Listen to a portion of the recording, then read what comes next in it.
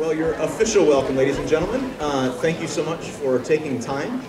Thank you for coming out on a cold Tuesday night and braving the elements to come here. And I hope tonight it honors your time and that you leave here better educated about ninth grade and the adventures ahead for you and for your child. I was going to make some deprecating joke about it's tough to get people out for a curriculum, an exciting evening about curriculum. But I think honestly you will leave tonight with a picture of what life is like in ninth grade and some things you can anticipate as we begin this journey. So my name is Jeff Holcomb. I'm the assistant principal in the high school in charge of programs and instruction. And I get to work with a wonderful leadership team. You can see our pictures up top. Mr. Stuart Kent is our high school principal, who's on your left-hand side all the way over here. Mrs. Ruth Sanderson is our assistant principal, and she's in the audience. Ruth, could you stand up? Waving from the back. So there's Mrs. Sanderson, who's my colleague, the other assistant principal that I get to work with. Give her a round of applause. You have to put up with Mr. Kent and myself, and that's a big job all in and of itself right there. And with me tonight is Mr. Chuck Krugler, and he's going to introduce the rest of the counseling team to you. Thank you, Jeff. And thank you for coming out tonight. As Jeff said, my name is Chuck Krugler. I'm one of the three counselors we have in high school currently this year. The other two counselors, Mr. Gene Young and Ms. Angela Mack. Next year, we're fortunate to be adding a fourth counselor, and so that's going to change how we do counseling in the high school. So for you coming into ninth grade, if your last name is A through K, I will be working with you starting next year all the way through your high school career. And then our new counselor, Ms. Rebecca Mayo, who will be starting in August, coming to us from Toronto. We'll have the students' last names L through Z, and we'll work with them all the way through their high school career. So we're very fortunate to have 4 counselors in high school starting next year. And so just want to welcome you as well.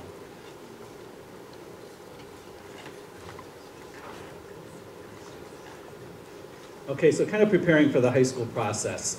And I just want to say that we're excited to have all of you coming into the high school next year.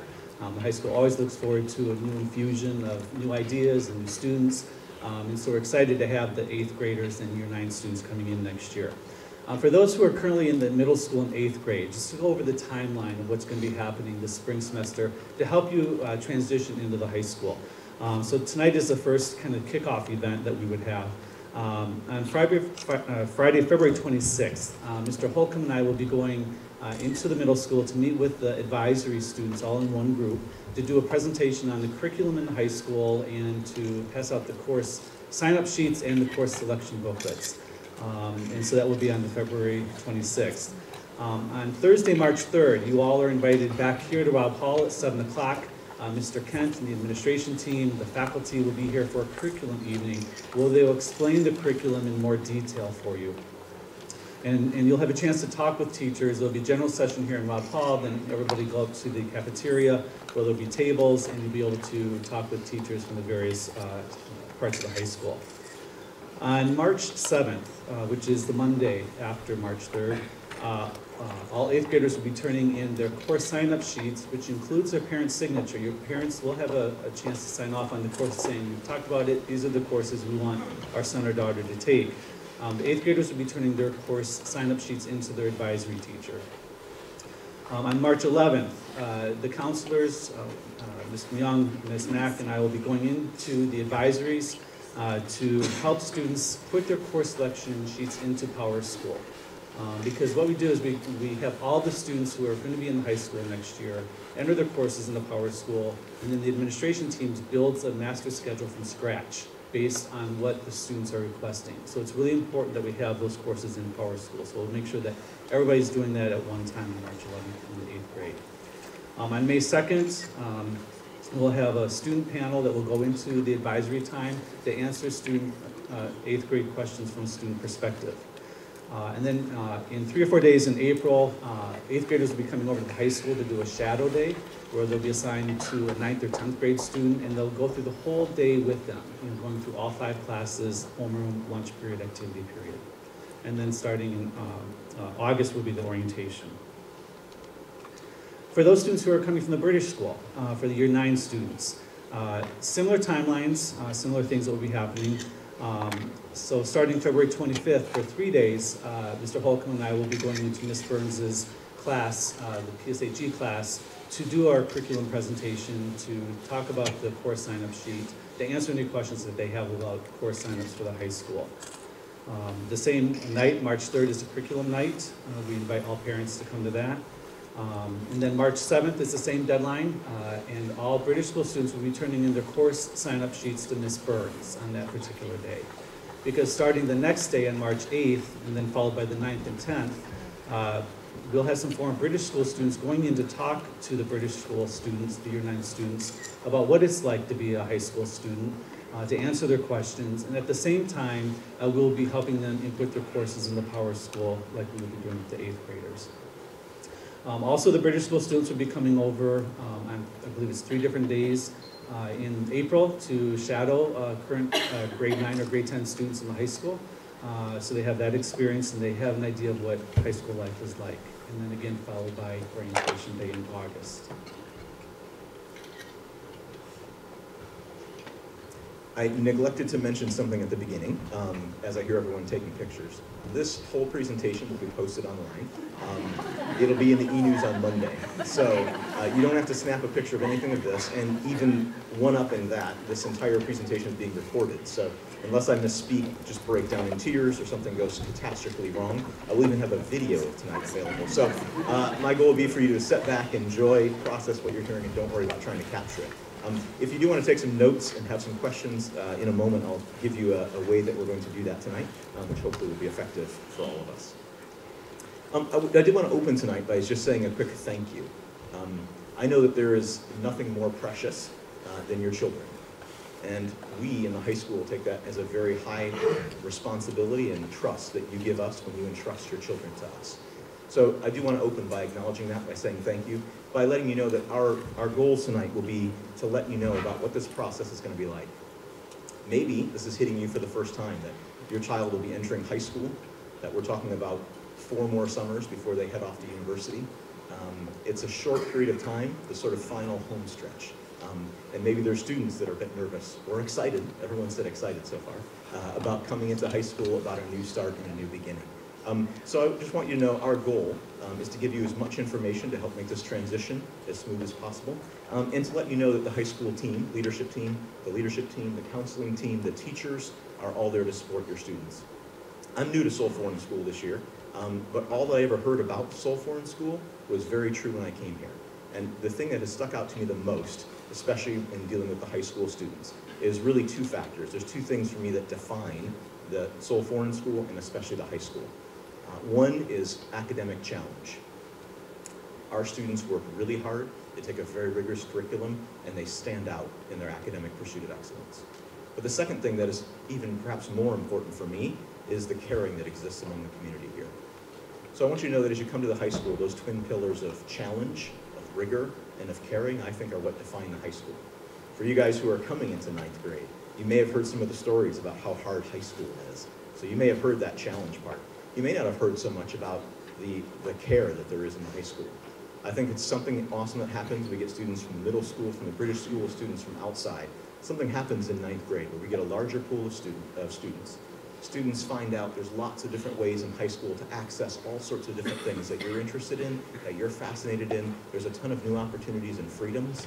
And I find that students grow socially a lot beyond some of the popularity cliques and other things like that. We get them way too busy with their schoolwork to worry about that anyways. Perhaps one of the reasons students care for each other so well is that we just stress them out with schoolwork and they bond together in trying to survive in all the academic rigors that there. But beyond your friends, and you'll find new friends, a brand new community, it's really a fresh start for all of you coming from middle school and high school. A chance to start off a 4-year journey, redefine who you are, get involved in things you love. So think of this as the beginning of a brand new journey, but not just with your friends, also with your teachers. Similar to what we have in the British school and in the middle school, we have a team of caring educators that challenge our students, but invest in them more than teachers, more than other schools that I've been at. The classroom teachers learn so much about their students. They're out at their basketball games. They're supporting them at Model UN trips. They're involved in discovery weeks. They connect with the students, and that care and support is there, as well as the challenge. So as you frame this major transition to this sort of last phase of your schooling for you students, and this last, or I guess last sort of stage of parenting with your kids in your home for you parents, just know that the high school team really wants to partner with you in growing the independence and the responsibility, and we think this caring and challenging community is a great place to do that. So that frames our goal for our time for tonight. We have a few goals to give you a little bit of the timeline, which you've seen, of the orientation and transition to high school, to talk a little bit about what life is like in grade 9, to talk about the curriculum in grade 9, and then at the end to have a chance to ask some of your questions. So Chuck is gonna, oh no, I still get to do one more thing. Let me see you raise your hand if you're a parent who has already begun this transition and your child is either not with you tonight or has already moved a seat away from you to sit somewhere else. Can you raise your hand if your child is not sitting next to you? All right, now see if you were down front, I could actually see you. But I see a few hands out there. All right, so some students have already left, some are still with their parents. Either way works. What I want you to do is I do want you to take a moment, either turn to a parent next to you. You can turn to your spouse if they're here with you. Students, you can turn to your friend, or if you're seated next to your parent, turn to your parent. And what I want you to do is just take about 30 seconds, and I want each of you to share one thing you're excited about with this transition to high school. Something you're excited about. Go.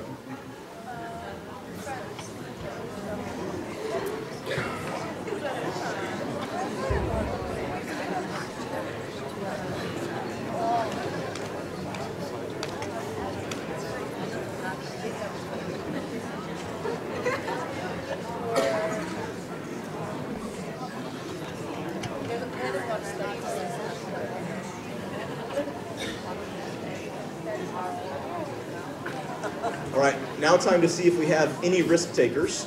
Would anyone put their hand up and share with the group something you're excited about? Could be a student or a parent. Do we have any risk takers in the house? I'll practice wait time. I'll let people think about it. I'll let the silent pressure grow. Not one person. Oh, I see a hand. What are you excited about? Free dress! Free dress. There you go. Breaking the ice.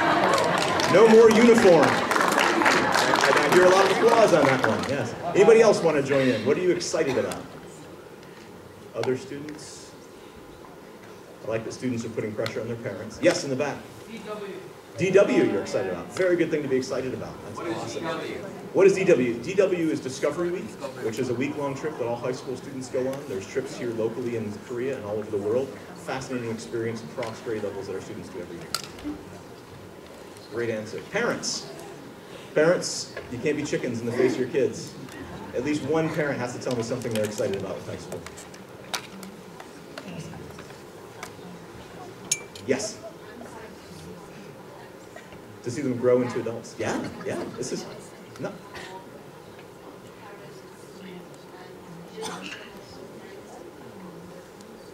Yeah, perfect answer. I love that, yeah. It's not just a scary time, it's an exciting time to see your students grow and mature. A lot's going to happen in the next 4 years in this transition from parenting to more of a friend relationship as they begin to move on to the next chapter of their life. Yeah, it's an exciting time. You have 30 more seconds. What are you most nervous about? Go.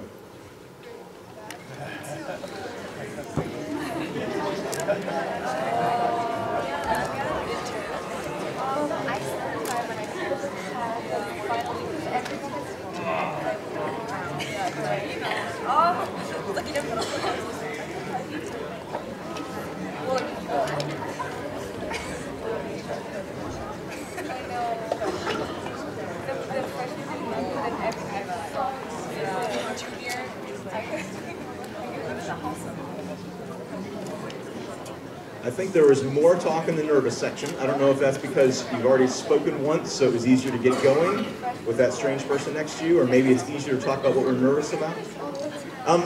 Any really brave people want to share what they're nervous about? Go for it. Thank you. My daughter might start dating. Your daughter might start dating. We do have a strict no dating policy in high school. We don't. One dad to another, yes. Yeah. Any other things anyone's nervous about? Yes? College choices. College choices, yes. That starts to loom on our horizon. Yeah.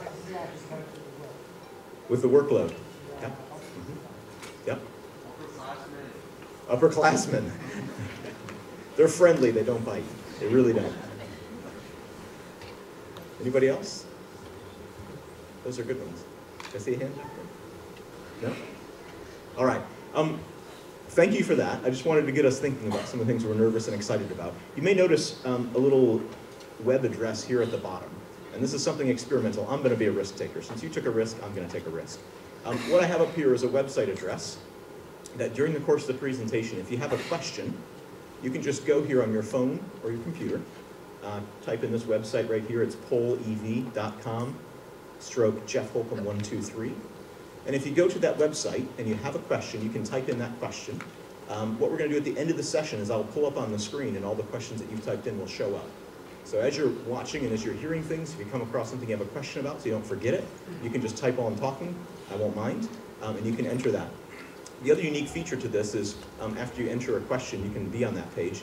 You can actually, if it's a question that you have, you could just click an up button and it'll say 2 people have that question. Might enable us to see that more than one person has that same question. Now, we may, depending on the number of people that jump on, run out of space because I can only take a certain number of responses. So this is a risk I'm taking. It might not totally work, but I wanted to try this just to see if this can be an effective way for you to put down questions while you hear this presentation. And at the end, we can answer those, and the ones we don't get to, I can answer in the emails on Monday. So I'm going to turn over to Mr. Kruger, who's going to tell you some more about life in high school. Okay, as far as transitions go, there are different transition points in our lives. I think we're going from elementary school to middle school, or maybe Key Stage 2 to Key Stage 3. Those students are now going on to another transition time, and that's coming into high school. Another transition period for me is going from grade 10 to grade 11, from the IGCSE program to the IB program. Then the biggest transition maybe would be on going on to university. But as far as the transition goes, there are going to be some things that are similar to you guys coming from either the middle school or the British school. We are in a 6-day cycle in the high school. In the high school, we letter those A through F. So our days are A, B, C, D, E, and F. As Mr. Holcomb talked about earlier, we are a caring community in high school. Even though we're the largest of the sections in the school with about 500 students, we have the support staff, the teachers, the administration, the counselors, to be there to support our students all the way through the process. And so you're going to find a really, really caring community in high school as well. You're going to have small classes. I would say the average class size in high school is probably between 18 and 20 students. So as Mr. Holcomb also talked about, the teachers get to know their students very well. And vice versa, the students really take time to get to know their teachers. So there's a very good relationship there between the students and the faculty. There's a daily schedule. You've had a daily schedule in the middle school or the British school. You'll have a daily schedule in the high school. And we'll talk a little bit more about that later. There are activities and sports that you can get involved with in the high school. You're going to receive grades in the high school, just like you do in the middle school or the British school. Teachers will assess you on quizzes or homeworks and tests. And then the professionals that support. I talked about the faculty, talked about the administration, and the counselors are always here to walk through your struggles with you as well as the successes that you have. There are obviously going to be some differences as you come into the high school as well, and those are not something to be afraid of. We have 65-minute classes, so each day has 5 periods in, and each one is 65 minutes long. Students will have some study halls built into their schedule, and this may be new for a lot of students. The study hall is where you're assigned to a classroom with a teacher, and the goal of that period is to study, as thus the name, study hall. And so that hopefully means they have less work to do at home at night, so they can go to bed earlier and get a good night's sleep. In the high school, as referred, there is no uniform, okay? But there is a dress code. And do we expect our students to dress appropriately, and keeping in mind the culture of the school, but also our host country here in Korea to dress appropriately that way. We will begin talking about preparation for university. That was one of the comments the students talked about as well, going into college. So throughout the 4 years, we'll have different plans in place and talking about universities. We encourage our students to look all around the world at universities. The world is your oyster, really, coming from a school like Seoul Foreign School, where you're off the IB diploma. Our students can go anywhere in the world, and that's something that we really encourage them to look at. There are more co-curricular choices in the high school than you've had in either the middle school or the British school. And there will be an activities fair towards the beginning of the school year where students can see what clubs there are, what they can sign up for different activities, and get involved that way.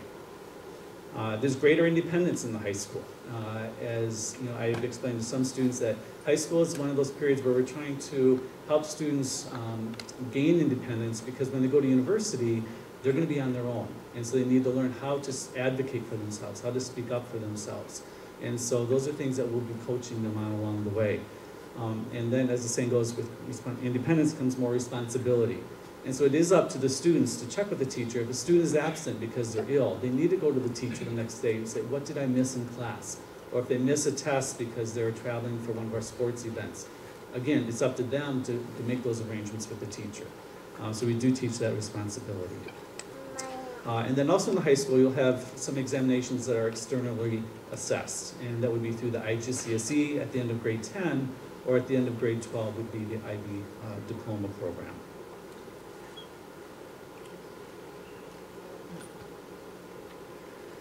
Okay, a day in the life of a high school student. As I said, we have 5 periods every day. What's similar is that we begin school at 8:10, like the other sections do, and we end at 3 o'clock. So that's going to stay the same. But this is the daily schedule that we have. Your first period starts at 8:10, goes until 9:15. There's a 5-minute passing time. You go to second period. Homeroom is where the students will go and meet in small groups by grade level with a homeroom teacher. It's kind of a break in the day. A lot of times classes or clubs will sell snacks at that time because our lunchtime isn't until 1 o'clock. So it's a long time to go from 8:10 until 1 o'clock without something, to feed yourself with. And announcements are read during homeroom time and that sort of thing. You have 2 more periods after homeroom, each 65 minutes long. And then we have lunch and activity period. It goes from 1 o'clock until 1:55. So there's lunchtime the whole time. Activity period is when different clubs and organizations will meet. So student council will meet every Tuesday, for instance. Maybe the Compassion Club will meet the first and third Thursday of the month. And so it's a chance for students to get involved during the school day with activities. And then you have your last period of the day, 65 minutes long as well, that ends at 3 o'clock. So that's the daily structured schedule of the school day. But on top of that, as you'll see on the right-hand side, that's when students are involved in a lot of activities. So sports practices will be after school. There's theater, there's ensembles, different clubs. And so it's more than just sitting in class for 5 periods. Our students are very involved, and we're trying to help them develop those leadership skills outside the classroom as well as inside the classroom. So the ultimate goal then, is at the end of 4 years is to graduate with a Seoul Foreign High School diploma. Okay, maintaining a healthy life balance in high school. This is something that we've talked a lot about in the high school. It's trying to help our students be healthy and maintaining balance. I talked about all the different sports and activities there are. And, there's so many different clubs that our students can get involved with. One word of caution I would say is to really limit the number of activities you join in 9th grade.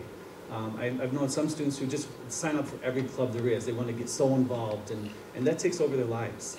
And their academics suffer as a result. And that's what we don't want. We want them to really follow their passions. What are you interested in doing? Maybe choose a service club, maybe choose a sport or an ensemble. But as the next point says, the quality of commitment over the quantity of activities is really important. Can the club, when the club president looks back on that meeting from that day, will they notice that you were there or not? And so it's important that you're contributing to your clubs. You're not just a serial joiner, as we would say. And a lot of times this leads into the magic formula that some parents and students think of getting into university, that you need to play a sport, you need to play an instrument, you need to be involved in community service, you need to do this and this and this. There is no formula for getting into university. Really, it is following your passions.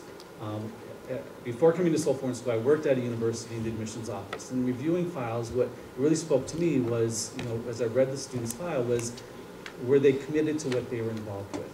And that came through in the teacher recommendations, the counselor recommendations, and so forth. So really be wise about what you're choosing to do. But there is no formula for getting into university, other than just following your passions and being true to yourself that way.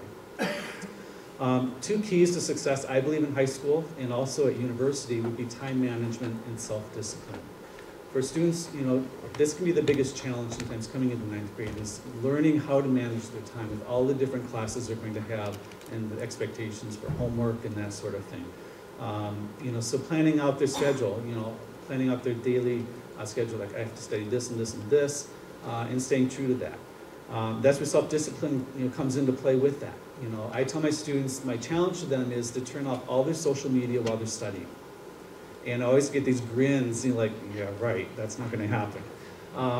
But I tell the students, I say, when I write your college recommendation letter, I turn off all my social media and I'm focusing only on you for that hour and a half or 2 hours, however long it takes me to write your recommendation letter.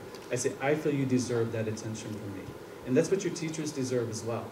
And if you can discipline yourself enough that way, that you're going to be much more efficient with your studying, and you're going to do a better job of retention of what you're studying. So time management, self-discipline are really important, and that's something that we'll be working with the 9th graders on next year as they adjust to the high school. Sleep stands by itself, okay? Research has shown that high school students really need about 8 hours of sleep a night. And it worries me when I hear students saying, oh, I got 4 hours of sleep last night, and somebody say, well, I only got 3 hours of sleep last night. And it's like a badge of honor sometimes, and that's very unhealthy. We really need them to use their time wisely to study during the study halls. They have less work to do at home at night, but to get a good night's sleep. A well-rested brain is your best weapon going into any testing situation or just even sitting through a lecture, because your brain is absorbing that much more information. When we're tired, we make careless mistakes, and so we need our students to be getting some sleep. And as parents, that's something you can help your students with, next year as well. Then I want to talk about the role of the counselor in your life. Those of us in the high school counseling office take our role very seriously that way. We see ourselves as your advocates. We're here to support you all the way through your high school career. So when you're having a bad day, we want the students to come in. Our office is your safe zone. And so we're there to support the students. If they're having really tough times, come in, share with us, let us know what's going on so we can help you through that time. We can talk to teachers if we need to do that on your behalf. We can talk to the administration if you need on your behalf. And so we're really, as your advocates, that we're cheering you on all along the way. You'll see us at your sporting events, the concerts, the plays. We're always there to support our students. And at the same time, we're taking down anecdotal information that we can use when we write the students' college recommendation letter. We can talk about how they were performing on the basketball court or on the stage in a musical production or something like that. So we're always observing the students and being there to support them. We do have an open door policy in the counseling office. So if our doors are open, the students are always welcome to come in. All of us have candy in our offices, which is a draw. The students will come in, and if you just need a quick, pick-me-up sugar rush, they can come in, have a candy bar, and then go on to the next class. But we tell the students, you're always welcome to come in. The door's open, just come on in. If you just want to come in and say, how are you doing? Some of my favorite memories of students would be, just stopping by on the way in between classes and saying, hey, Mr. Kruger, how's your day going? Or what are you doing this weekend? That gives me a chance to get to know the student as well. And so the students who take the time to get to know us as their counselor, it's the same that we get to know them. And it's really a win-win situation. And so we tell them that. We say if the door's closed, it means we're either in a counseling session or we're not in the office. And so just to leave us a note on our board, and we'll get back to you that way. So that's really a support system for the students. We'll have students in the office in crisis, but other days they're telling us they got an A in their math test, and they're super excited about that. And so we really are there to walk side by side with the student through the high school experience. And as parents, that we're there as well. If we can help you as you're parenting your son or daughter through high school, feel free to give us a call. We really enjoy communication with the parents, as well, and to help them understand maybe what their son or daughter is going through. Sometimes parents will call us and say, I'm concerned, my son's not getting all his work in on time, whatever. We can follow up with that student and just to see how they're doing, how they're getting along, if something is going on that way. Okay. There will be a parent coffee in late April where we'll talk more about what you can be doing to help as your child transitions into high school. Mr. Holcomb's up next.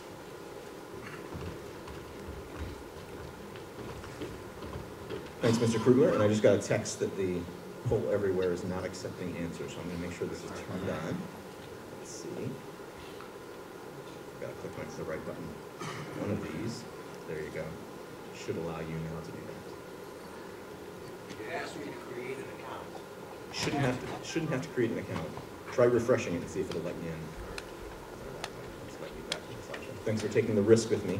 If all else fails, I'll just have to do questions and answers at the end. So thank you, Mr. Krugler. I would just reiterate, the counselors, one of the things that our counseling team in high school is absolutely amazing at is just that personal contact with our students. The amount of time they spend with students in their offices, out at sporting events and ball games, the number of times I've seen them be a student advocate in a tough discipline situation, in a very exciting, just won, the kayak championship situation. The counselors are just a great connection point for our students. So students and parents, please use that resource. I get to talk about fun stuff like curriculum. So apparently in high school you're supposed to study some things, and I get to tell you a little bit about what that looks like in high school. So in the high school we have basically two-year programs that students will encounter that have a lot of similarities. So they're going to undertake a 2-year course of study in 9th and 10th grade that is centered around the IGCSE curriculum. The IGCSE is the International General Certificate for Secondary Education. I think they made it a tough acronym on purpose, and you'll find that high school is full of acronyms that not even I know what all they mean. But the IGCSE, a very, very excellent program, and we use the Cambridge version of the IGCSE, which is endorsed by the University of Cambridge. That's where all of the curricula and courses come from. After that, students will enroll in the next 2-year course, which is the IB Diploma program, which will take them through grades 11 and 12. The Cambridge IGCSE is one of the most widely subscribed curricula. Internationally, it was specifically created to meet the needs of 14 through 16-year-olds. What is great about this program is it gives us international benchmarks to measure ourselves against externally to our school, and it is the most popular qualification for 14 to 16-year-old students, and very, very widely recognized by universities across the world, including in the United States. We feel like the Cambridge IGCSE is a fantastic preparation for the IB diploma that students will take in grades 11 and grade 12. It gives them experience with a 2-year course of study. So in grades 11 and 12, they're going to have 2 years of material and then summative exams on those 2 years of information. And what it allows students is to do a similar course of study in 9th and 10th grade. Many of their courses are IGCSE courses. They have 2 years of learning those courses and then a summative exam at the end. And the IGCSE really pushes students to learn how to study, how to prepare for 2-year summative exams, and how to engage with a curriculum that's of a rigorous nature, requires analytical thinking skills, critical thinking skills, and analysis. And so we feel like it's an excellent preparation for the IB diploma program that our students take. We offer a variety of options in the IGCSE, and I'm going to talk a little bit about the courses that are available in the IGCSE. And when students move into grades 11 and 12, they'll embark on a course of study centered around the IB diploma program. The IB diploma program is pretty widely recognized as the premier preparation for university for students. It's the best out there as far as getting students ready for university. What's fantastic at Seoul Foreign School is that almost all of our courses we offer in 11th and 12th grade are IB diploma courses. And so students, whether they choose to take the full IB diploma or not, have a very, very strong transcript leaving here because they're engaging in very, very rigorous courses. And that's recognized by colleges and universities across the world. On Thursday, just a little pitch for you. This Thursday, I'm doing what's called an IB info session. It's mostly with grade 10 parents because their students are rising up into the IB diploma next year. But it's open to any parents at all in the school who want to come and learn more about the IB diploma. So tonight, I'm mainly going to be talking about the 9th and 10th grade curriculum. If you want to come and get more detail on the down the road view on what's coming in 11th and 12th grade, you're very welcome to come Thursday night. Same place, Rob Hall, same time, 7 o'clock. And we'll be going in depth through the IB diploma and the requirements there. Tonight, just get a brief overview. There are 6 subject areas in the IB diploma that students take courses in. And in order to complete the full IB diploma, they also must complete the IB core. I did mention there are acronyms, didn't I? So they have to do TOK, CAS, and EE. Obvious, evident, right? TOK stands for Theory of Knowledge. These are all parts that are, they call the core, that are in the center of the IB circle here, and they feel bring all the different subject areas together. So Theory of Knowledge is a course that examines how we know what we know. CAS stands for Creativity, Action, and Service, and these are the things that students have to be involved in and document reflections on throughout their 2 years in the IB diploma program.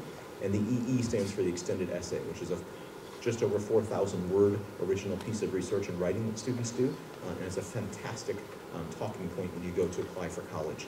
It's a really, really excellent achievement, prepares students so well for college, and is a great thing to talk about in admissions interviews.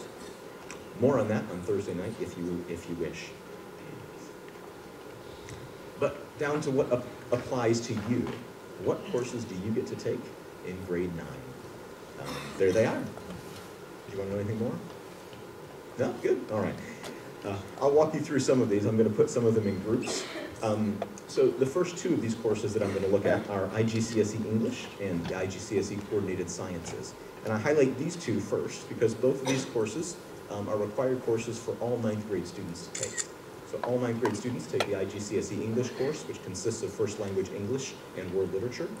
And all 9th grade and 10th grade students take IGCSE Coordinated Sciences. Now, the Coordinated Sciences exposes students to physics and biology and chemistry.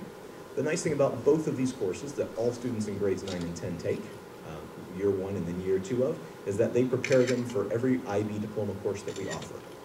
So a student taking IGCSE English will be able to access both IB diploma English language courses. And students taking the IGCSE Coordinated Sciences will be able to access physics, chemistry, biology, sports exercise and health science, and environmental science in grades 11 and 12. So both those courses are required for every student, and they prepare you for all the options that lie ahead. Those are the easy ones. Now, I think research shows that you only get about 7 minutes of taking things into your brain before they get full and you stop taking any of that in. So, I'm going to make you stop for a second, talk to the person next to you, and explain what is similar about IGCSE English and Coordinated Sciences. Go.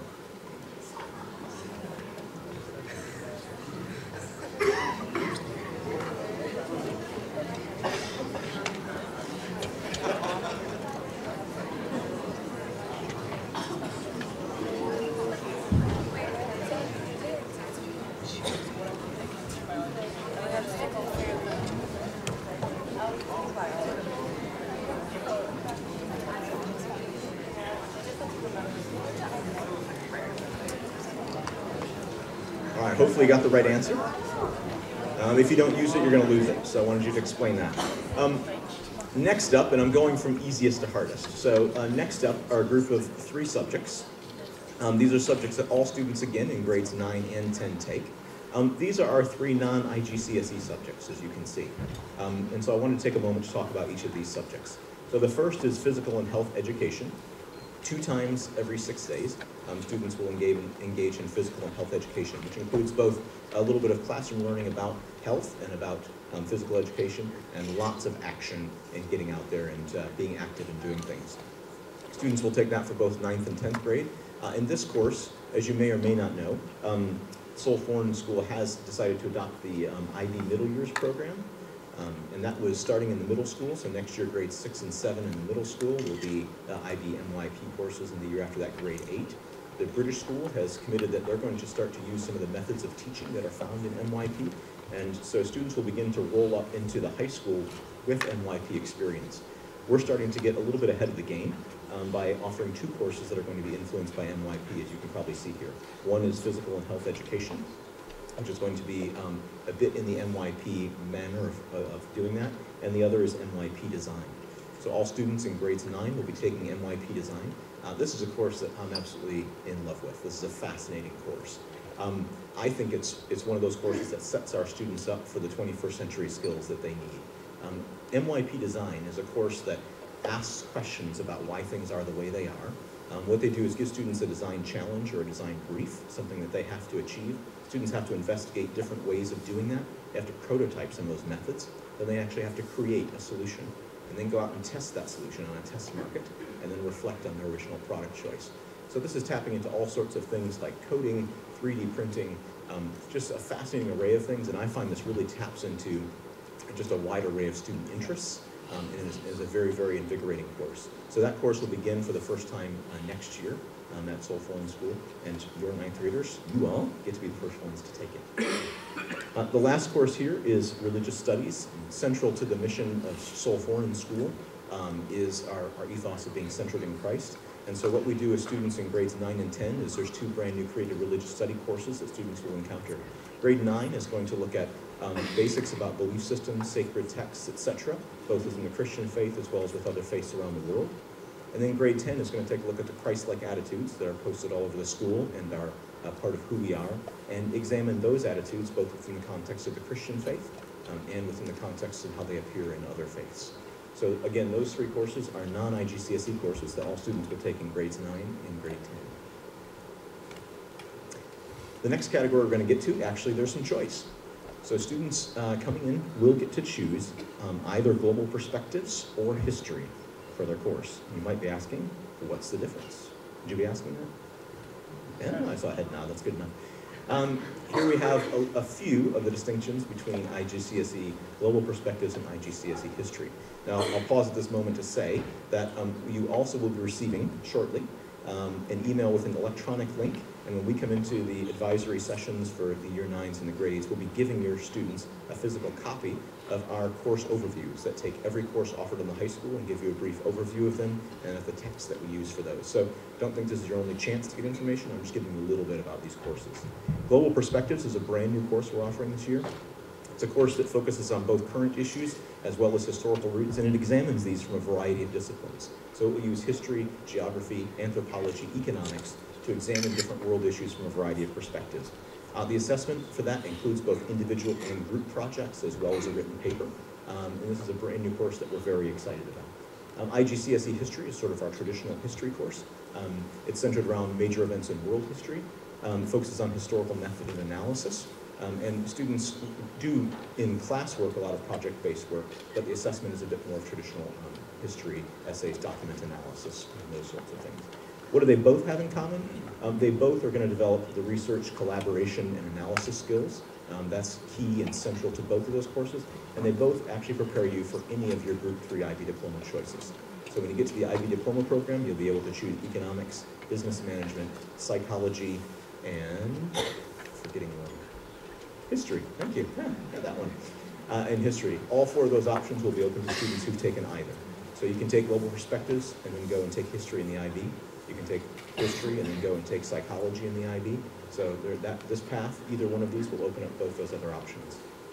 A quick note about the history curriculum. The history course that you take in 9th grade, all students take the same history course. It's a world history course. In 10th grade, there are 2 streams that you can flow into. So both these courses are 2-year courses. Whichever one you take in 9th grade, you also take in 10th. The Global Perspectives has a year 1 and 2. The history will start out with world history, and then in 10th grade, you can either choose a continuation of the world history stream, or you can take a U.S. history stream.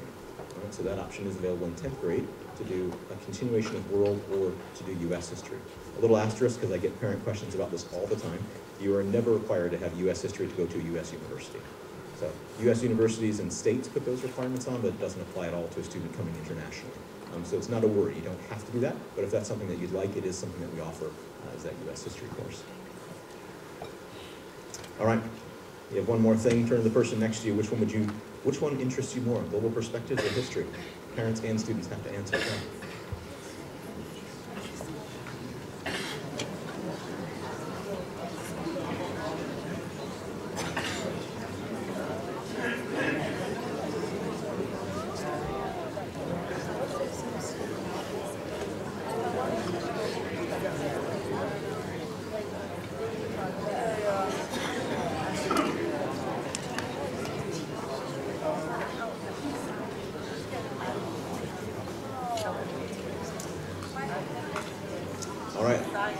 As you can see, we're making our way through the list at a pretty rapid clip, so we won't be here all night, which is good news. The next section we're going to look at, highlighted in blue, you can see are the mathematics offerings. So there are 3 levels of IGCSE mathematics that are offered for our students in 9th and 10th grade. Those 3 options do require us to look a little bit down the road. So all the courses we've mentioned so far, no matter what course you take, it leaves all of your IB diploma options open. What we're moving into now are course selections that you'll make now in 9th and 10th grade that actually will impact what options you have available in 11th and 12th grade. So we have 3 streams. Students on the left-hand side in the IGCSE can take Math Core, which tracks to have students take math studies in the IB diploma in grades 11th and 12th. They can take 2 years of math standard level, which tracks them to engage in standard level mathematics in the IB diploma. Or they can take accelerated additional maths, which will prepare you for maths higher level in the IB diploma. So each of these streams prepares you for that. If a student wishes, they could take the challenge of accelerated and additional maths in grades 9 and 10. And if they didn't want to take high level maths in the IB diploma, they could go down to standard level maths. That option is open. It's very, very difficult to go the other way. If you've taken math standard level, it's very, very difficult to move up to math higher level in the IB diploma. So this placement is determined based on several things. We administer some standardized testing to see where students are at. We take a teacher recommendation, and we of course want you and your student to talk about this and your preference. We do take a really heavy weight on the teacher recommendation and the standardized testing because we think it gives us a really good picture of who will succeed at what level. We do have individualized meetings, and if you really feel strongly your student would be able to benefit from a challenge, that's meetings we have with the counselors, and we can talk about that for course selection. But for the most part, we get parent-student desire, we couple that with standardized testing and with the teacher feedback to try to get the best placement.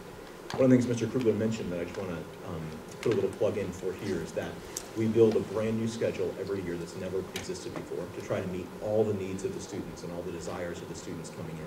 That is a fantastic thing and one of my favorite parts of our schedule. On the downside, it means that once your child does course selection and we build a schedule, it's very, very tricky to change. So one of the reasons I spend so much time tonight going over these choices is we really need to get your child's choices correct the first time. Because once we build this schedule, based on their current choices, if we try to change that later, it's often either A, impossible, or requires changing 5 or 6 different classes. It's a real mess. So I'd encourage you, first of all, you've done the first step, come in here, get as much information as you can, share that with your friends, tell them what they missed here, because you really want to put a lot of thought into this, have some conversations with your son or daughter, and make sure that you take this process, give a lot of good thought so you're well prepared to make a good choice. So moving on from the maths progression into the arts, here in the, I don't know what color you call that, salmon? Peach. In the arts, students have 2 options. They can choose an academic track. All students are required to take an arts course. The students can either take an academic track, which includes 3 IGCSE offerings, IGCSE Art and Design, IGCSE Drama, or IGCSE Theater. Or if students wish, they can fulfill the arts requirement through participating in some of our ensembles, orchestra, choir, band. So these are offered, all the ensembles are offered both during the school day. Students can take them during the school day as their arts elective, or sorry, as their arts course choice, or if they wish to take art and design, drama, or music IGCSE and do the academic music during the day, all of those ensembles are also offered in the evenings, so students can both take the academic course and participate in an ensemble. And I think we're almost the last one. And of course, I've saved the most complicated one for last because your brains are tired and we're grappling with everything we've had so far. The languages are perhaps the trickiest and the most important to get the long view. So I'm going to start at the end with languages. I'm going to go to what you graduate with. And so we offer every student at Seoul Foreign School the opportunity to take the IB diploma. Now, students for languages actually have 2 different outcomes. You'll see on this side, in the yellow, students can graduate with a bilingual IB diploma, or students can graduate with an IB diploma, or students cannot do the full diploma and just get certificates for courses that they take in the IB diploma. Again, sorry I have to go all the way to the end to talk a little bit about this. The bilingual diploma, this is an amazing achievement. And when a university or college that you're applying to sees a bilingual diploma, that says something to them. This blows my mind. Being a monolingual person, a bilingual diploma basically says that you have engaged in literature and literary analysis at a native language level in 2 different languages. That's a wow for colleges and universities. This isn't someone who's learning French or who's learning Korean. This is someone who is engaging, in the case we offer here Korean, is engaging with Korean literature, texts written in Korean, and doing literary analysis in Korean. I have a lot of parents that come up to me and say, I know my child's a fluent Korean speaker, but because they're in Korea, it's not going to look good in their college application if they have Korean. But let me just say right here, it will look amazing, especially if it's Korean A. If they take Korean at a native level, then they can achieve a bilingual diploma. That is very impressive to colleges, no matter what country you're in when you achieve that. There's one other route to achieve the bilingual diploma. So you'll notice that all of our students will take English Language A in the IB diploma. That's required. Students can take English Language A and Korean Language A, 2 literature courses, one in English and one in Korean, and achieve a bilingual diploma. The other way to achieve that is to take the English Language A and something that's called school-supported self-taught. I should have put the acronym up, it's SSST. But I thought I'd write the whole phrase up there. So you can take English Language A and SSST. School-supported self-taught is intended for students who have a language that they speak at home, perhaps have grown up speaking, but haven't been engaged in academically recently. And what it does is basically offers a standard level literature course in a native language. We've had students take Danish, we've had students take German, we've had students take Arabic. This is accomplished through arranging tutors.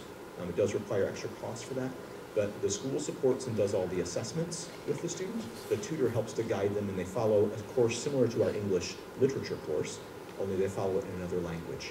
And in doing that, if students successfully complete an SSST course and their English language course, they can again graduate with a bilingual diploma. So that I put out there as this is a wow. The IB always publishes statistics on how many students achieve a bilingual diploma. This is an exceptional thing. So first I wanted to put that out there. If that's not an option for your students, the other option, which achieves an IB diploma, just not a bilingual diploma, is taking your English Language A and then taking another language that they call a Language B. So this is someone who's learning. We offer Chinese, French, Spanish, and Korean at a Language B. This is someone who is acquiring a second language. It's not a native language, but this meets the requirements for the IB diploma. One other way to meet that is to take English Language A and ab initio Spanish or Chinese. Those are the only two languages that we offer as a beginning language in the high school. Right? If you're coming into the high school and continuing a language, I'll show you the progression in a moment. If you want to do Language B, you need to be continuing work that you've already done. We usually expect about 3 years of study of Chinese, French, Spanish, and Korean in order to continue in IGCSE, Chinese, French, Spanish, or Korean, and then in order to continue into Language B in the IB diploma. If you haven't had that much experience, or if you don't have experience with any of those languages, then you would be looking at either taking Spanish or Chinese, a language ab initio or from the beginning in high school. If that's not confusing for you, maybe this would clarify a little bit, because the language thing is complicated. So there's 3 tracks that you can take. You can take an IGCSE world language, which would be French. This is in 9th and 10th grade. You can take French or Spanish or Korean or Chinese as IGCSE in 9th and 10th grade. That would require you to have had studied that for around 3 years coming into the high school. And then you can follow that on and take any of those languages, Language B, standard or higher level, don't worry about that. You can take that Language B in the IB diploma and achieve your diploma. You could be in a Korean course or test into Korean. That can prepare you either for Korean A or Korean B, depending on your level. And the A, again, is a native speaking literature level.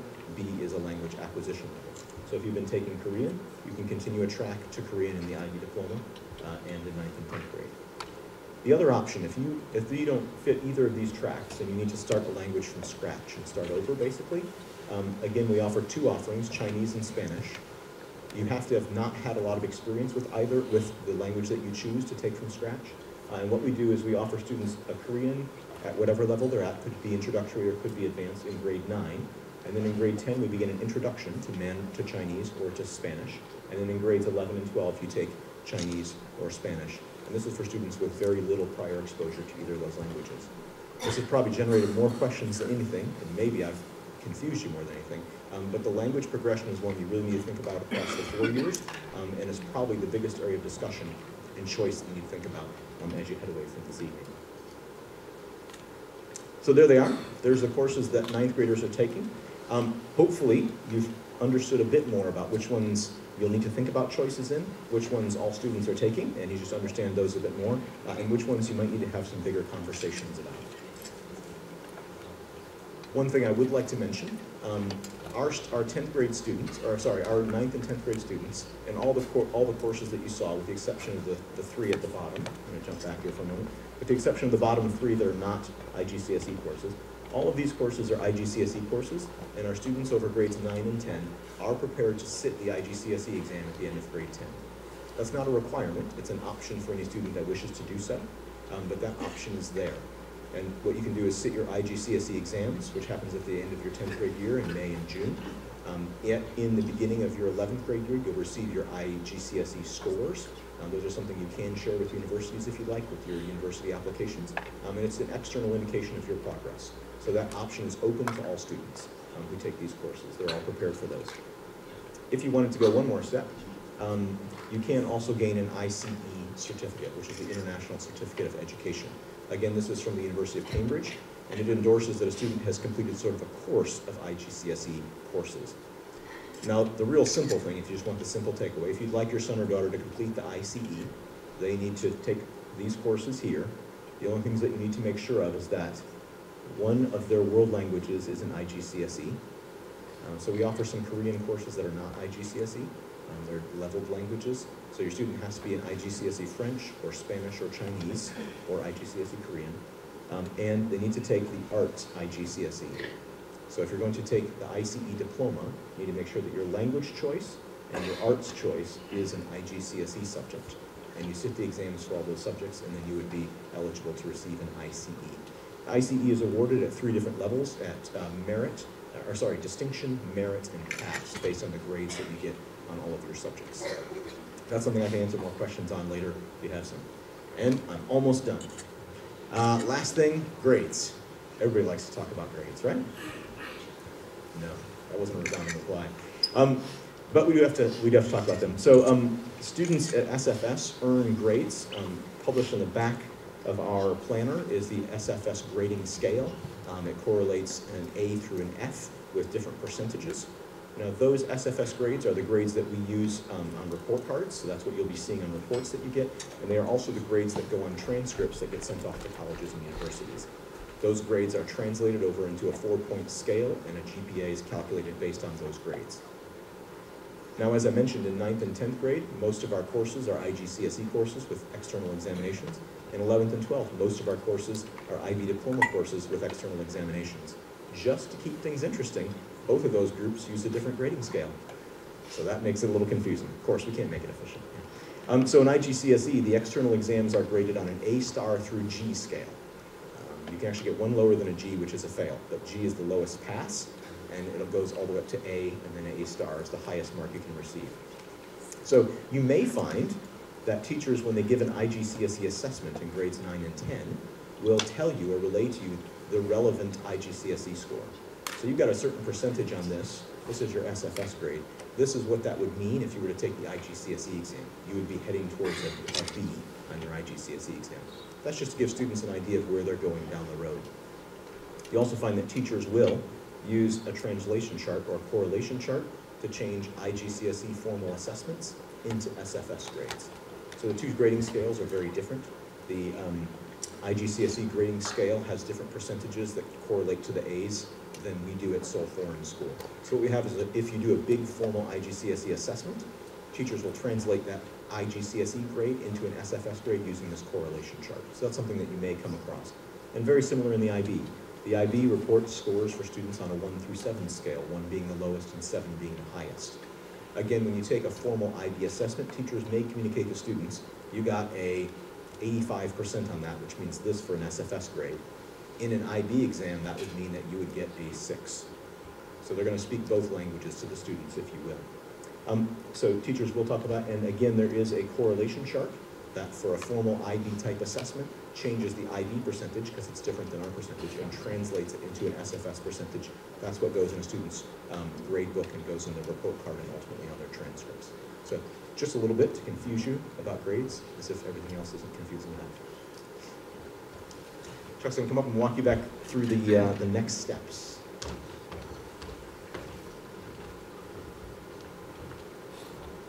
And before I do that, just one thing more about grades is that they do count starting from freshman year, and it's important to know that.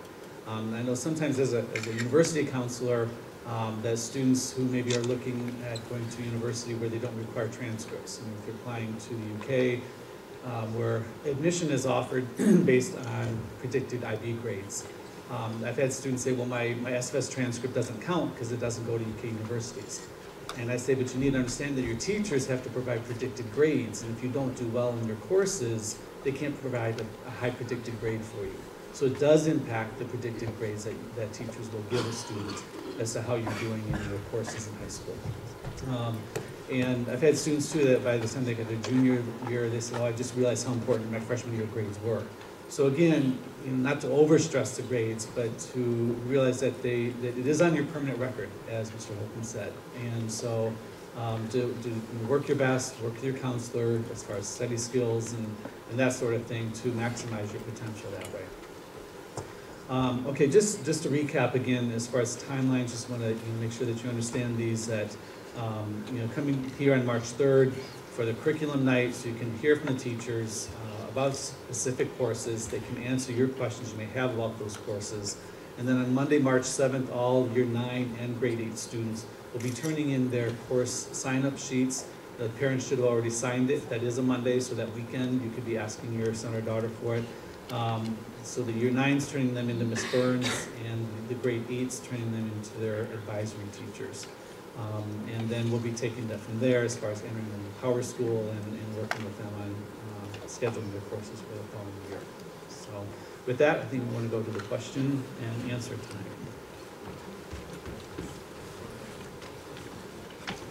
All right, let's see if this actually worked. Oh, okay, there we go. So what are the main points about the dress code? Seems to be the most popular question so far. Well, I'd like to say that we deal with the dress code so infrequently that I've forgotten it, which would only be partly true. It's probably all of our least favorite things.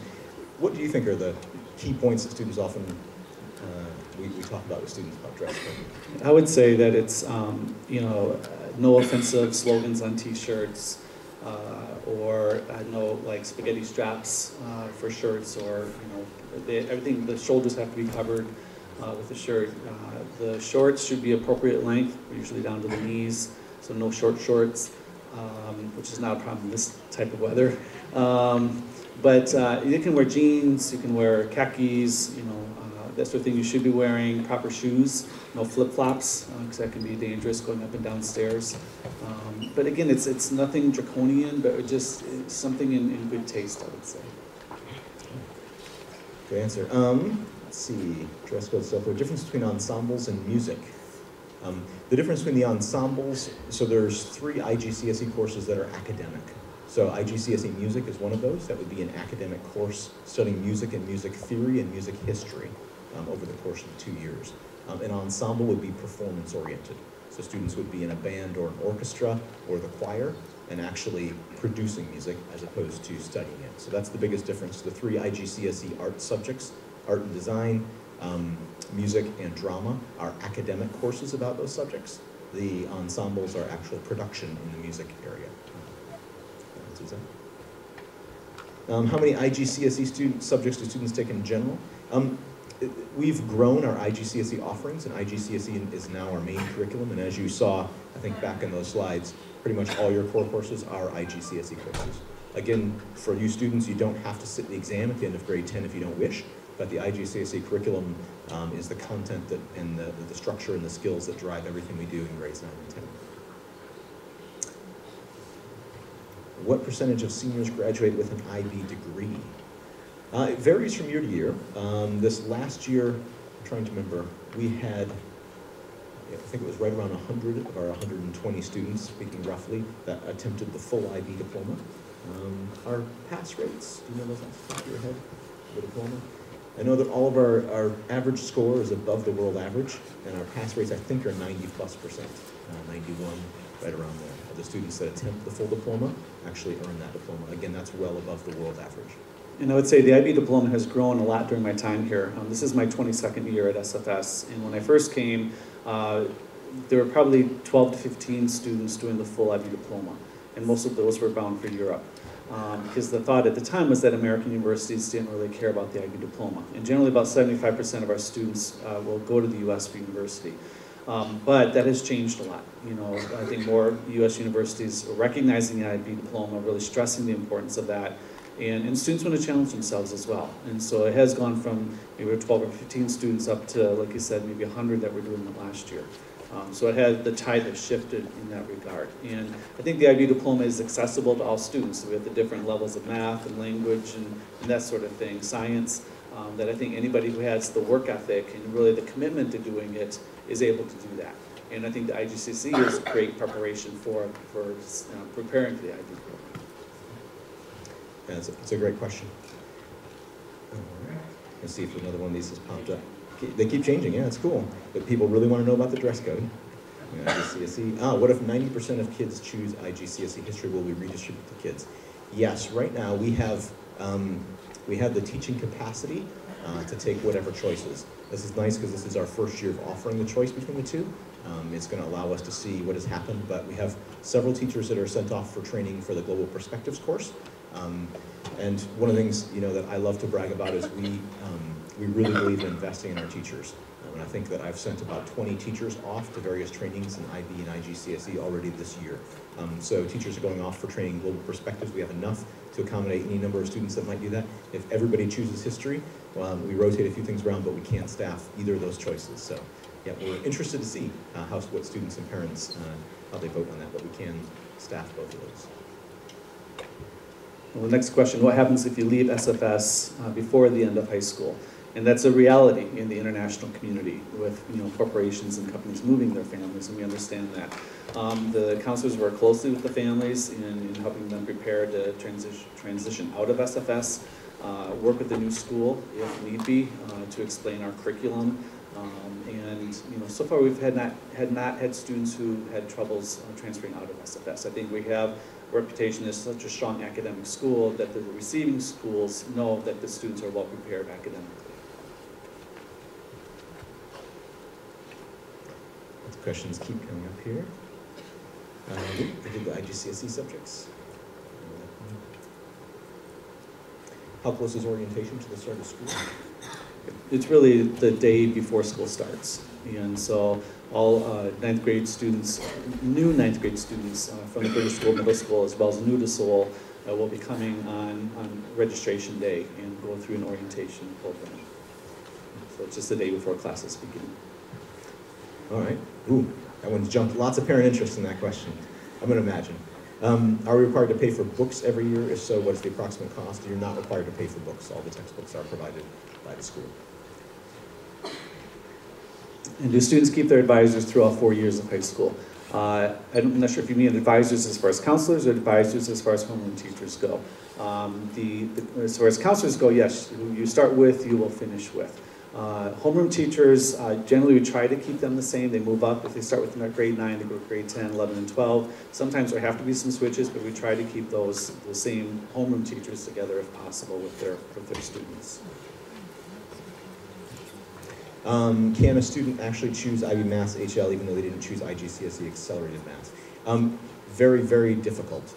There is something with the IB diploma.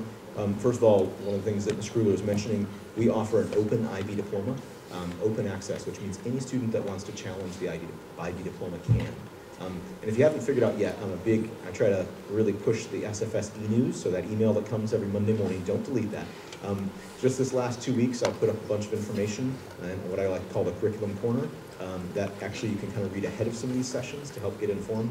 One of them was a really fascinating article I read, and I'm sharing this with the parents on Thursday night, that looked at students that take courses that challenge themselves. It was a study that was done in the US, and basically they looked at students that took IB, or if their school offered AP, students that took AP, and they found out that students who took a more rigorous, challenging curriculum and failed did better in college than students that didn't take a rigorous curriculum.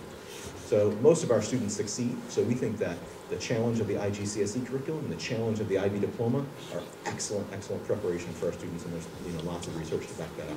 So students who choose IB courses against a teacher's recommendation, there is a process to do that. But some of that involves talking with the parents and the student to say that if you choose a course against recommendations and you fail, that your IB diploma is in jeopardy, that's on you. So if you are interested in Maths HL, I would say be sure you get in the accelerated track starting in 9th grade, because it's a very, very hard road otherwise. It's a hard enough road anyways, not being a math person. Can you see the counselors during class? The counselor, you can if you need to. You can ask to be excused from your class to see your counselor, but we'll try to use study hall times to pull students out of their study hall so they're not missing academic class time. But of course, if a student needs to see a counselor, they can always ask their teacher to be excused to go see their counselor. But we will not intentionally schedule a student out of a class if we can avoid it. We try to use our study hall times. I'm going to answer the second question here about changes to the curriculum affect a student when they are transferring to another school. One of I think the great strengths about the IGCSE and the IB diploma are that they are both international. And both these curricula were created to help students transfer from one school to another school with the least amount of disruption. So the beautiful thing is that you can take the start of the IB diploma here in grade 11, and if your parent talking to you students gets transferred in your junior year and you have to go somewhere else, most other IB schools will offer the similar subjects and you'll be able to go and just continue.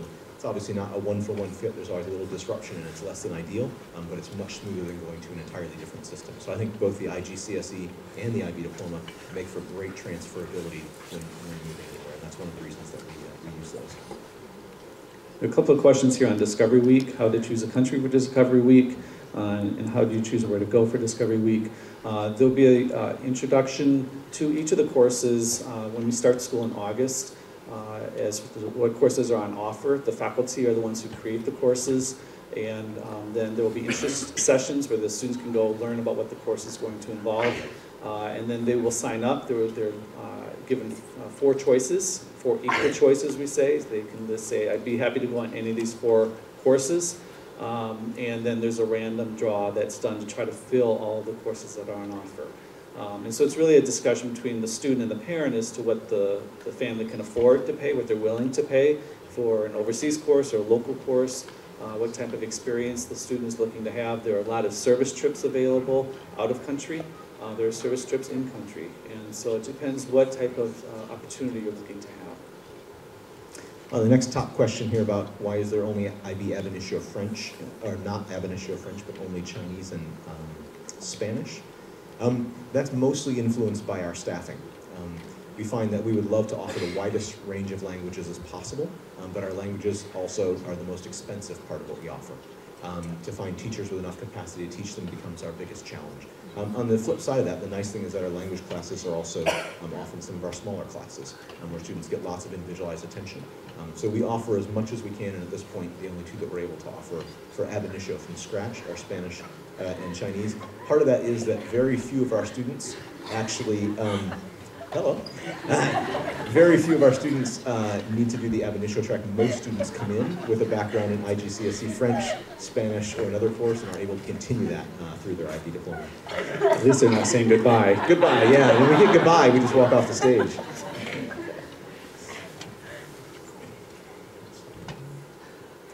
In what case do students need to avoid the IB curriculum? Is this about tough courses in the IB? Like which courses to avoid? Or avoiding the whole thing? I'm not sure quite what that question is asking you. Yeah, and I'm not sure either, but I think the student has to do what's right for them. You rather pursue the IB diploma, because if you're doing the IB diploma, you're also writing the extended essay, which is a 4,000-word research document. You're doing the, documenting the Creativity Action Service, which all students in 11th and 12th now will start to be doing. You have to do the Theory of Knowledge course for 2 years, that sort of thing. So there are some add-ons to the IB diploma. Do what's right for you. Don't do it because it seems like everybody else is doing it or all my friends are doing it, so I need to do the diploma too. You have to do what's right for you. I've had some students who were very involved in activities outside of school and just knew that they did not want to compromise those, for their academics. They still took a very strong academic program, but they just did not want to do all the extra things for the IB diploma. And that, some of this depends on where you're going for university. If you're looking at Europe for university, for instance, you need to do the IB diploma. Okay, if you're looking at North America, it's not required, but it is favorable. And so just something, this is a discussion to have with your parents, but also with your counselor, and just to say, what are your future plans looking like, and that sort of thing. We'll encourage students both in 9th and 10th grade, so as you're thinking about your IGCSE course offerings, and then later as you choose your IB diploma courses, really take a balanced course and take what you love. You're going to spend a lot of time in these subjects, so think about that choice, make it well, because you're going to spend a lot of time doing it. I think that's really important. My son handed in his world language course choice and wants to change it. The best way to communicate about that is communicate with your child's current language teacher, because they're the ones that are helping to facilitate the testing and then passing that information on to the high school. If that doesn't work, just come and see me or email me, and we'll figure it out. The next question, are IGCSE exam grades sent to U.S. colleges? Do they appear on the students' transcripts? The actual exam grades do not appear on our transcripts, but we have begun sending those to U.S. universities because we're finding more U.S. universities are asking for the IGCSE exam grades. And for the most part, our students do very well on those exams. Most of our students are in the A-star, A-B range. which looks very good when they're applying to university in the US. And so we have started to send those with our mid-year reports, which was the first semester senior year grades. Now, if a student perhaps didn't score as well in IGCSE, we may not send that exam score because we don't want to hurt the student's chances of admission to a US school. Did 8th graders turn in the world language choice form already? I see nervous parents. Wait, you already turned yours in? Did my son miss something? I'm trying to remember. I don't think the deadline is yet for the world language choice form. Is there an 8th grader that can help me? I know I actually helped to construct that letter, and I've of course forgotten what the deadline was on it. Is there an 8th grade student in the house?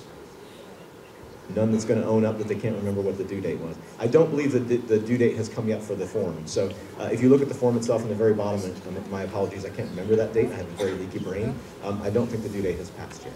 Sorry, how were they handed out? Yeah. Never seen it. They haven't seen it. All right, great question. So they were handed out by all the language teachers to all the students in year 9 and in grade 8. So it might be something to prompt your child to ask. Oops, what did I just dismiss? When is the exact date of orientation? Was Okay. what's up there. And I think our first day of classes is August 16th. And I can't remember if orientation is going to be the 15th, or I heard it may be on the Saturday before, since the 15th is a national holiday here. So I don't know. That information should be coming out once the school calendar is finalized. Do SFS students find IBTOK difficult? I think students find it difficult and fascinating. So Theory of Knowledge is an epistemology course that talks about how do you know what you know. And they look at many different ways of knowing and the validity of those different ways of knowing. It's a fascinating course. Anyone with sort of a philosophy bent is going to love it. Anyone who is not a big fan of Plato's shadows on the cave wall is going to kind of say, I've just got to get through this thing. We find that students really enjoy. It's a discussion-based class. It's very interactive, and we find that students really engage well with that. And I think it's sort of age appropriate, and 11th and 12th graders, I think, dig their teeth into it on the whole, and really do like that. To qualify for French, can a student be recognized for their studies elsewhere? We do have placement tests for the languages. So as you know, if your child is in a current language track already, they've taken those tests, or the tests are coming up shortly. They were spaced at slightly different times for French, Spanish, and Korean, and Chinese. But if a student is not in one of those courses and wants to be tested, we encourage them to speak to their language teacher or to the assistant principal in their section. We can facilitate testing the language they're not taking now to see if they would enter. What we want to make sure is a student has enough preparation before entering IGCSE, because the IGCSE courses are demanding and they move quickly. If a student comes too far behind, that just becomes a very big challenge. How influential is an IGCSE score and influence a teacher's grading? The final IGCSE score doesn't come out until after the student has completed the course. So the IGCSE scores don't come to the students until September of their junior year. So it doesn't influence the SFS grade as such. What you will find is throughout a course, teachers will give SFS assessments, and they will give assessments that are very IGCSE in nature, and both of those inform a student's SFS grade, which is what actually appears on their transcript. Could you talk about options for varsity sports, and is it difficult to balance with academic study? The varsity sports teams we have, the fall would be cross-country, tennis, volleyball. Winter would be basketball, cheerleading, swimming for APAC. Spring would be badminton, soccer, and kayak swimming. It really, to me, it comes down to that time management, self-discipline I talked about earlier. I have found that students who are in a sport generally do better academically. I've had some students who were in a sport, maybe in 9th grade and 10th grade, so I'm not going to do it this year so I can focus more on my studies, and their grades have actually dropped. I think when students have less time, they find more things to fill that time with. When they're more disciplined by being in a sport, then they know they have less time to study, so they put more time into their studies when they have the time. So they tend to be a little more serious about their studies that way. So it is possible to balance, and that's a good skill to learn before you go off to university. I'm going to answer the third one down. If there's 5 classes a day, when is study hall? Study hall is one of the class periods. So they would have a 65-minute study hall. It would be on their schedule. Generally, most study halls, they often end up being 3 times every 6 days or every other day for students. Not guaranteed it'll fall like that when it's scheduled out. But yep, it's a regular class during the day that the student experiences as a study hall. Can freshmen, sophomore students attend prom? That's a Crucial question. It's important. That's important. Generally, the promise for the juniors and seniors, if a junior or senior asks a freshman or sophomore to go as their date, then they can go. You're making the dads nervous. No, that doesn't happen. Sorry, Dad. Yes. But it is, the junior class puts it on for the senior class, but there are some underclass students, freshmen or sophomores, 9th through 10th graders, who, if they're invited to go by an upper class student, they're able to go. Great question about percentage of PC work in the curriculum. How much time will my students spend on screens? More than I did and more than you did. I'm gonna say that's probably the case. It really varies from class to class. We have some teachers in the high school that are working on a flipped curriculum where students are watching some videos the night before and then coming and doing class discussions based on those during the class day. We have teachers, a lot of teachers heavily use the Pagoda pages as repositories of classwork and of research topics and of other resources for the class. So there's quite a wide range of technology use. So I would say students use it quite a bit, but I can't sort of say how many hours a day your student might be on the computer. I'll answer the question about the U.S. history course. If they choose U.S. history in 10th grade and then decide not to go to U.S. University, it's still a very valid course. It's a course from the IGCSE, curriculum. And so it is still very much a valued course. No matter where you're going to university, you can still sit the exam, have that IGCSE exam score on your record. So it's still considered a very strong course. Yeah, it's actually the same IGCSE exam, so every IGCSE history exam gives the students both US options and world options. So the students are prepping for the same exam, it's just what questions you're going to choose to answer when you sit the IGCSE exam. How many courses does a student take in one semester? I think I counted 9. And you'll actually take, all those courses are year-long courses that you'll take for the entire year. So I think, oh, there's a smiley face, that's good. Well, it's 8:26, so I'm going to have us end way early, which I think is a good thing. We'll be around if you have more questions. We'll be right down here down the front if you'd like to answer those. Something that you said really struck with me, and that is I really want you guys in coming into 9th grade to think about the start of a 4-year journey. The most important thing is going to be the story that you write in this 4 years. So it's going to be that you start off, and it isn't, you'll do a great story by studying really hard, but what's going to set you out when you go to college and university, and actually what you'll leave SFS most proud of, are the things that you got involved in and the people that you connected with. So I would venture to say, get involved with things that you're passionate about. There's so many clubs and opportunities, from service trips that go to the support Compassion Child in the Philippines, to all sorts of local things, working with Eastern Social Welfare Society that our school works with, to creating basketball programs. Our varsity swim team offered a local orphanage to come over and is teaching kids how to swim. There's such an array of amazing things you can be involved in. And so what I really want to encourage you is get involved in some things, be involved in the same activities over 4 years, grow into some leadership roles, just sink your teeth into high school and get all that it has to offer.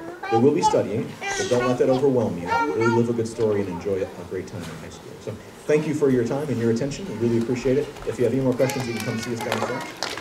Thank you for coming.